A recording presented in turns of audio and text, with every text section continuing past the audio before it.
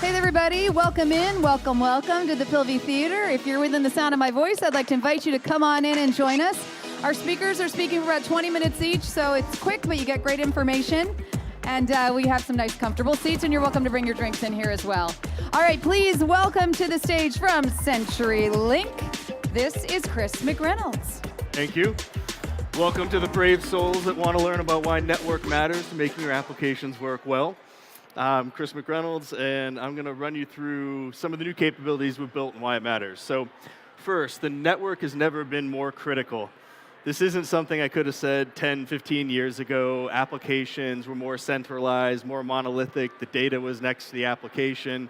But what's happened over the past 10 years is you're starting to see the applications get broken apart, whether it be microservices, whether you want to keep your database on-prem and you want the application layer running in AWS. When you look forward into additional and new applications where things are very latency sensitive, you might actually be hosting your applications all the way out at the edge, really close to your end users. So now you're ending up with all of these different venues where you might be hosting your applications and data, but they aren't going to work, they aren't going to mesh together if you don't have a high-performing network that can stitch them together so your customer applications work well. So over conversations the past year with a bunch of customers, 3 areas we've seen a lot of challenges with have been around data center consolidation and optimization. That one's probably obvious to a lot of people. Application lifecycle management, also probably obvious to a lot of people. But hybrid cloud networking is the one I'm going to focus on today. So hybrid cloud network management, why is this challenging? So there's an ever-increasing, changing number of clouds, data centers, locations where you're hosting your data and your applications. It's difficult to fully forecast your network needs. You don't know how many users are going to come visit your website on a given day. You don't know how much traffic you're going to generate when you push a bunch of data into AWS for big data analytics and you need to get it in there in 2 hours. It's difficult to forecast the network needs. And then what compounds that problem and makes it much worse is the lack of flexibility in the underlying network. Network services have traditionally just been you buy a static amount of capacity and you keep it for 1 year and you hope that you got it right. And then if things change, you call your salesperson and you say, I need more network capacity, and then we'll come back to you and give you a quote. You sign an order. 30 days later, maybe you actually get the capacity you need to support your changing IT environments. So that's not obviously a good situation for enterprises and people managing their applications. One interesting stat that Gartner has is, just as of last year, only 5% of enterprises were using private network connectivity to the clouds. They're projecting that by 2020, over 30% of customers are going to use private network connectivity. And you'll see it's because it helps with certain things like latency-sensitive applications, security concerns, the actual consistency of performance, of throughput of that network also makes your applications perform better. So in spite of the challenges that exist in the networking world today, more and more enterprises are moving towards private connectivity to the cloud. Now, whether that 30% ends up being 20% or 50%, you always have the analyst wiggle room. 100% of those customers need network that works differently than how it works today. So what do you need? What do customers need to make hybrid networking work well? So improved efficiency and enhanced agility. I kind of combine these. You want to be able to get network capacity to support your application's needs when you need it. You don't want to go through that standard quote-to-cash cycle. You also want a network that is self-adapting, one where if you set thresholds on the network, if utilization goes above a certain percentage, the network will automatically add more capacity. You want the network to be intelligent. And then a differentiated customer experience. You don't want to have to call people to do the things you want to do and support your application environment. You want to be able to go into a portal. You want to be able to develop to our APIs to where you can actually activate the network on your own without talking to any individual at CenturyLink. It puts the power in the user. And then improve security and risk mitigation. When you're running your traffic over a private network connection, you're not prone to things like DDoS attacks that exist on the public internet. So there's an inherent extra layer of security that comes with private networking. So So how are our customers getting to the cloud? We offer a wide variety of private network connectivity options to the clouds. You can use wavelengths, which is probably the most foundational building block component of networks. This is, for those less familiar with networking, is just a really big amount of capacity that is dedicated to you, the customer. It's point to point. It only connects 2 locations. But what it's really good at is that capacity is 100% dedicated to you. So any traffic you send over it is going to get to the other end. Another benefit of wavelengths are they go a predefined path on the network. So if my fiber goes around this city corner and by the Mirage and the MGM and then connects to the data center, whatever the latency of that route is will stay the same with wavelengths. They are provisioned on a static route and do not change. So if your applications have a lot of sensitivity to changing latencies, things like maybe video feeds, live video broadcasts, and you have the bandwidth needs that justify a wavelength connection, it makes a lot of sense. Ethernet is one layer up the network stack. So Ethernet is riding over a big switched network infrastructure, so it's not guaranteed to follow a predefined path. But Ethernet connections are, again, typically connecting 2 endpoints. So if you have a hybrid cloud scenario that is data center to AWS East, and it's data replication, or your database is on-prem and the application is hosted on AWS, and you're just communicating between those 2 points, Ethernet is a good connectivity option. They're also typically more cost-effective than some of the multi-point services like IPVPN when you're just talking 2 endpoints. Another advantage of Ethernet is these are typically protected services. So these don't just ride one path like the wavelengths I described. They go into a mesh network and it will follow one path, but if there's an outage, it will restore onto another path. So Ethernet is a very resilient, highly available technology. And another advantage of Ethernet over wavelengths is it can go down into lower bandwidths. So not everyone needs a gig or 10 gigs or 100 gigs of bandwidth to support their application's needs. If you have smaller needs but you want that high-performing private network, Ethernet is a good solution. So IPVPN lends itself to a different use case. If you have a lot of branches, if you have a lot of locations that you're connecting to an application hosted on AWS, like a SaaS type application, IPVPN makes a lot of sense. If you're doing wavelengths or Ethernet, you're building a lot of these point-to-point connections, and then you're figuring out how to manage the routing on top of all of that, and that's complicated. IPVPN, the provider, actually manages all of that routing on your behalf. So you just buy an IPVPN connection to the different branch offices and into AWS, and we will make sure that everyone can reach the application that is hosted on AWS. The downsides of IPVPN might be that if you have a smaller number of locations, it becomes more cost prohibitive on like a $1 per meg basis. And then internet. This is how people connected to the cloud in the early days. This is how a great majority still connect to the clouds today. I think people are starting to see that there are performance limitations as they do new and different things in the cloud.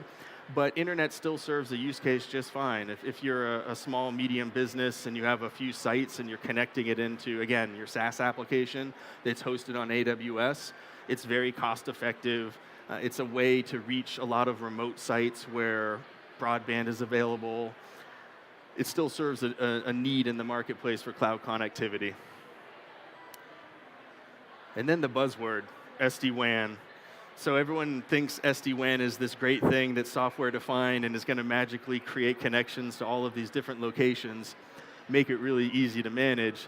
The truth is, SD-WAN is just a mechanism once your underlying network is in place to manage security profiles, to manage how the traffic is routed, to manage your fallback and your failover mechanisms. So you might very well have IPVPN as the primary connection at a site and internet as the backup connection.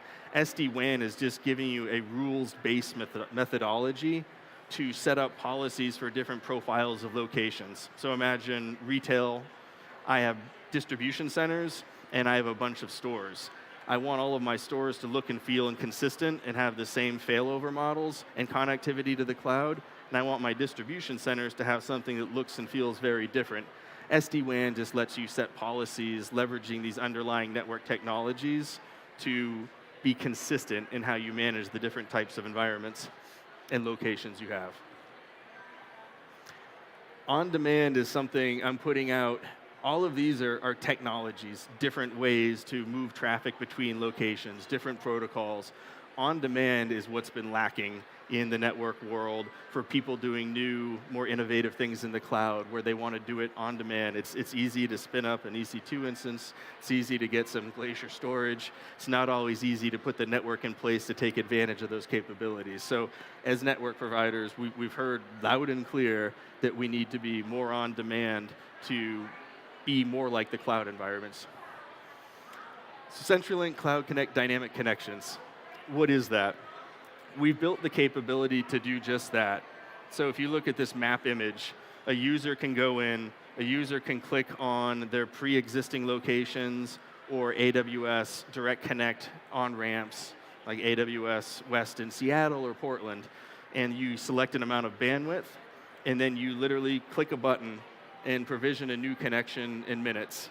And now you can connect your cloud and data center ecosystem. So this supports not only data center to data center connections for replication, it supports data center to cloud connections, and it also supports cloud to cloud connections if you have a use case where you want to push a lot of data between AWS East and AWS West, for instance. So accelerate your connection. You can dynamically add and delete connections in real time via the portal between the destinations I mentioned. Data centers, both private and third-party data centers, Amazon, both GovCloud and Amazon, and it's all self-service via portal and API. Cloud-like billing, this is very important. So billing on a pay-as-you-go model. It's an hourly rate. There are no long-term connections. When you create this connection, if you want to leave it up for 2 hours, you can pay for 2 hours. If you want to leave it up for 10 days, you can leave it up for 10 days. If this is a production application and it's going to be in place for 2 years, that's fine as well. The billing model we've built, and this is something you should ask the network providers when you look into private networking options, people want predictable, but they want flexible. And a lot of the models out there today that proclaim to be very flexible are usage-based. So there's no predictability in the cost. Whatever data you send, they're going to measure that data and bill you on it. The way we've built this model is that you understand for an amount of bandwidth what it will cost you per hour. So it's predictable in the sense that if you know you need 4 hours of 100 megabits per second, you'll see the rate before you purchase and create this connection, and you'll understand what the cost is. So predictability, but not at the cost of flexibility and being able to add and subtract these connections as you see fit. The hybrid cloud ecosystem, what do I mean by that? The capability is only as good as the number of destinations you can reach. So if you have 200 data centers and a couple cloud providers, it's not going to be very compelling to many enterprises. You really need the reach, the deep fiber reach to connect all these locations to support this capability where your customers need it.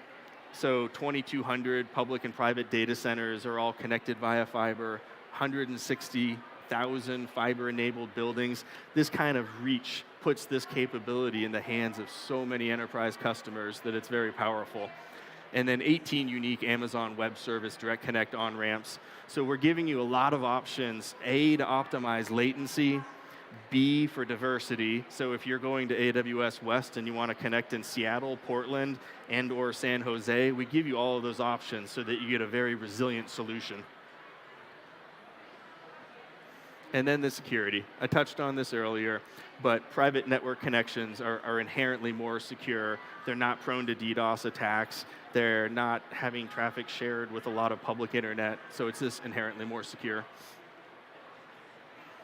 And then the API documentation and guidance. So we put this out so people can go look at the documentation, get a sense of the capabilities there. If there's interest in coding to the APIs, we can work with onboarding you to that capability.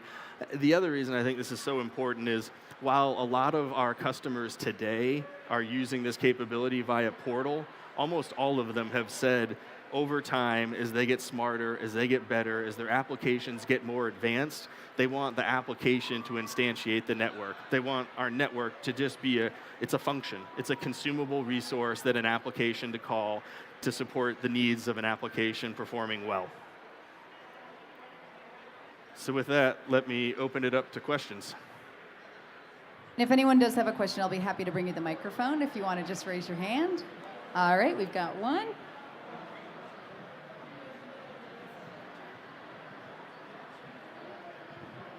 Hi, I just have a question. If we are purchasing, for example, 10 gigabyte link from you guys, is it going to be shared with any other tenants? Is it multi-tenant or a single tenant solution? And if it's multi-tenant, how do you make sure you ensure the quality of service? I think I got all of that, so if I didn't, follow up with me. But is it multi-tenant or is it single tenant? So the different network technologies are different answers. Wavelengths is single tenant. So wavelength is 100% dedicated to you. This dynamic connection capability we talked about is built on the Ethernet platform that I mentioned. And that is over a shared infrastructure, but it comes down to, I'll say, network capacity management. So our connectivity to AWS, we only sell as much bandwidth to customers as that connection is. So if it's a 10 gig NNI to AWS, we won't sell more than 10 gigs of bandwidth, and people can't jump into other people's portion of the network. So it is shared and multi-tenant, to your point, but if it's managed in an effective way, you won't have that packet loss and contention issue that you might have. Anybody else? Questions? Going once, going twice? Got one over here. All right. I want to know what CenturyLink is doing to invest in 5G capabilities and what's coming in the pipeline and what we can see on a consumer end, well, enterprise end, for what to expect from that and when those upgrades may be realized and start seeing in some of, particularly federal agencies. I got the first half of that. I didn't catch the consumer aspect of it. So let me hit the 5G and circle back on that. So 5G obviously is a technology that many are going to use, and there's a lot of different ways that CenturyLink will play in the 5G space. We don't have our own 5G network, as a lot of people know, but we work with those providers. We provide a lot of the connectivity for those 5G providers, so we'll use 5G networking where it meets our customer's application. So for example, in that SD-WAN scenario, if one of the connectivity models that SD-WAN is orchestrating is 5G, we're happy to sell that to our customers. Then the consumer side, could you restate that one?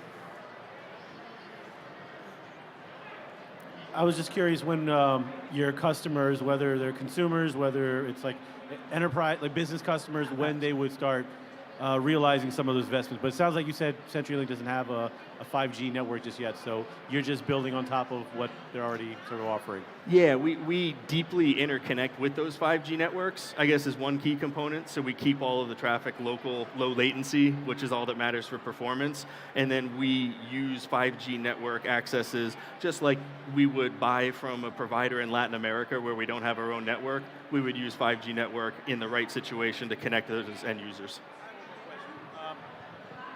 You may not be able to answer this, but I just have to share something. So we have CenturyLink as a provider for one of our agencies, and one of the issues we've had is with some of these rural areas where some of our offices are set up, there's lots of subcontracting that takes place, a lot of subcontracting that takes place with the vendors and stuff. So sometimes we get, because it's so far removed from, say, for example, CenturyLink being the prime, and then all the subcontracts afterwards, you know, sometimes we have unauthorized visits to these field offices and offices, and CenturyLink, sometimes it's hard for them to find the person because it's so far removed and subcontracted. What are some things that we could do to improve that? That's been something that's been really bothering me. Are you free after this? I can answer that one, but if it's all right, I'll run through it right after. And just to let everybody know, their booth is 2820. So the booth for CenturyLink is 2820. If you'd like to meet Chris over there and chat some more about that. All right, we're good? Yeah. We're good. Thank you so much, Chris McReynolds. Thanks.